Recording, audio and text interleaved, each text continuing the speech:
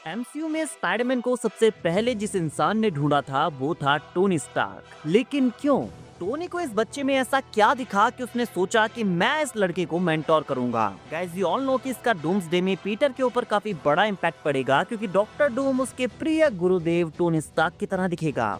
But अगर आप शुरू से देखें तो ये पूरी साइकिल ही बड़ी इंटरेस्टिंग है, क्योंकि फाइनली यहाँ ये रिवील हो गया है कि टोनी स्टार्क ने पीटर पार्कर को क्यों चूज किया। वैसे तो हम इसके ऊपर ऑलरेडी कई बार डिस्कशन कर चुके हैं। कुछ थ्योरीज का ये भी कहना है कि जिस रेडियो एक्टिव स्पाइडर ने पीटर को काटा उसका ओरिजिन स्टार्क एक्सपो से हुआ, जहां टोनी स्टार्क अपनी और अपने फादर हावर्ड स्टार्क की टेक्नोलॉजी को शोकेस करता था और ये इवेंट न्यूयॉर्क के क्वींस में होता था। तो ये प्रेडिक्ट करना काफी इजी है कि पीटर को उसकी पावर्स किस तरह से मिली होंगी। अब अगर आपने आयरन मैन 3 देखी है तो वहाँ पर टोनी स्टार्क हार्ली कीनर, जो कि एक बच्चा था, उसके लिए काफी केयर शो करता है, उसे डेंजर से प्रोटेक्ट करता है और फिल्म के एंड में उसके गैराज को हाई टेक गैजेट्स के साथ भर देता है। तो एक किड को इतना सेफ रखना और दूसरे किड को अपनी टीम में सिविल वॉर के लिए रिक्रूट करना थोड़ा सा अजीब नहीं है। जबकि पीटर पार्कर और हार्ली कीनर दोनों की एज लगभग सेम है। हार्ली कीनर भी एक जीनियस था जिसने आयरन मैन 3 में आयरन मैन की काफी हेल्प की थी। लेकिन टोनी स्टार्क ने हार्ली कीनर की जगह पीटर पार्कर को ही चूज क्यों किया?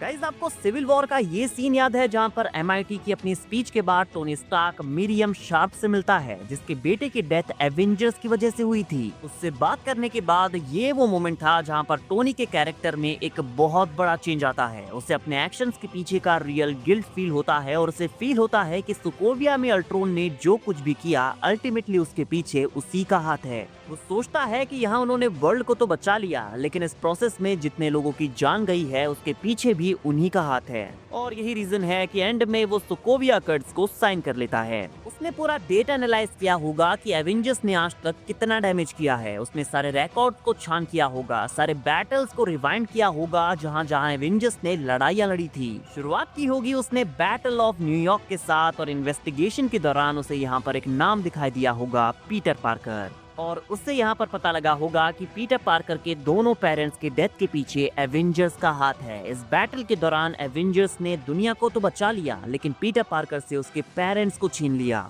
और एक बार फिर से यहाँ पर टोनी को ये देखकर बहुत बुरा लगा होगा कि कैसे एवेंजर्स की न्यूयॉर्क बैटल का विक्टिम पीटर पार्कर बन गया। और इस मोमेंट पर टोनी स्टार्क ने डिसाइड किया, क्योंकि मैंने उसके पेरेंट्स को मारा है तो मैं ही अब पीटर का फादर फिगर बनूंगा। और यही रीजन है कि टोनी स्टार्क ने इस 15 साल के बच्चे को रिक्रूट किया। और उसके टैलेंट, पावर एंड जिद को देखने के बाद टोनी स्टार्क ने उसे हर चीज में मदद की। उसे टेक दिया, स्पाइडर सूट दिया, उसे एक हीरो बनने का रियल मतलब समझाया कि अगर तुम इस सूट के बिना कुछ नहीं हो तो तुम इसे डिजर्व ही नहीं करते। और आप देखेंगे तो एमसीयू के स्टार्टिंग में टोनी स्टार्क बिल्कुल भी ऐसा नहीं था, लेकिन सिविल वॉर में पीटर के साथ उसने एक अलग सा इमोशनल बॉन्ड क्रिएट किया। और आज की डेट पर पूरा मार्वल फैंडम ही इन दोनों कैरेक्टर्स को एक फादर एंड सन के डुओ की तरह देखता है। Even Spiderman brand new day में कई सारे ऐसे शॉट्स हैं जहां पर हमें पीटर पार्कर में टोनी स्टार्क की झलक दिखाई दे रही है। यहाँ तक कि होमकमिंग के इस सीन में जब टोनी पीटर को डांट रहा होता है तो वो कहता है कि मैं एकदम अपने फादर की तरह रिएक्ट कर रहा हूँ, क्योंकि वो सच में पीटर को एक फादर की तरह समझाता है। और भूलिए मत कि एंड गेम में टोनी स्टार्क टाइम ट्रेवल भी पीटर पार्कर की वजह से फिगर आउट करता है।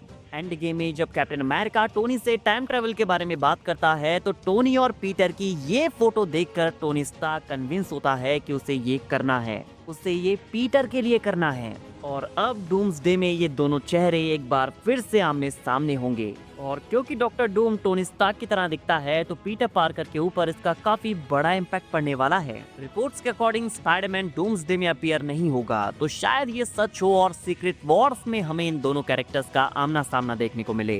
गाइस ये रियूनियन बहुत ही इमोशनल होने वाला है। आई डोंट नो स्पाइडी कैसे सिचुएशन को हैंडल करेगा, बट उससे पहले गाइज आप कमेंट करके जरूर बताइए कि आपको क्या लगता है। क्या आप इस थ्योरी से एग्री करते हैं कि पीटर पार्कर को रिक्रूट करने के पीछे का रीजन यही रहा होगा? वीडियो अगर अच्छी लगी हो तो वीडियो को लाइक एंड चैनल को सब्सक्राइब करना ना भूलें, बिकॉज ऐसी ही अमेजिंग वीडियोस हम डेली लाते रहते हैं।